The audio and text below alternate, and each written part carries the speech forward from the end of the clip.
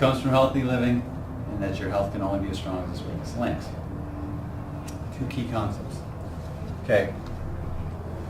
Let's talk a little bit about the links, and we have a short amount of time today, so we'll go through a little bit on each one. I want to start with love. Usually I start right at the beginning with food, but I want to start with love, and here's why.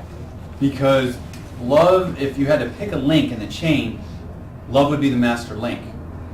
Right? Some chains have a master link. Well, love is a master link. And the reason why it is because if you don't love yourself enough, you're not going to do the other 7 things. All right? So we can start eating better, we can start doing, but if there's just that piece lacking, then you're not going to follow through. And most of the time, people are filling a void of love with those 7 other things. Mostly food, right? So we run to food because we don't feel love, so we want to fill a void. And if you have spiritual malnourishment, you're going to have soul hunger all the time. You just are. And you can't fill that void with food. You have to fill it up with love.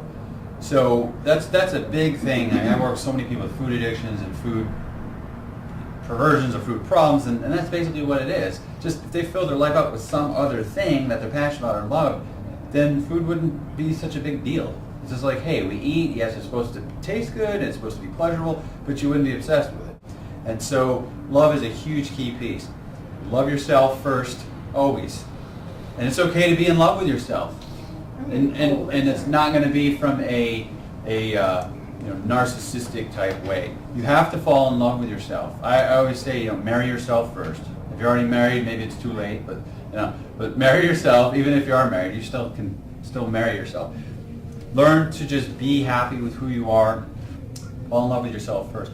Then that love, it'll just come out of you into other relationships with other people, and definitely with the planet.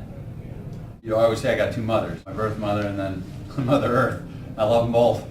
And once you get the love piece under control, then a lot of other things just seem to be easier. The other thing with love I want to just mention is try to get at least 3 hugs every day. That's my rule. 3 hugs or you can't be on this planet.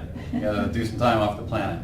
I have a little thing about hugging, that you should hug to the right, your right. Everyone screws this up, and I just did a workshop on this a few weeks ago. Your right, so you would move to your right, so if I was going toward her, it'd be my right and her right.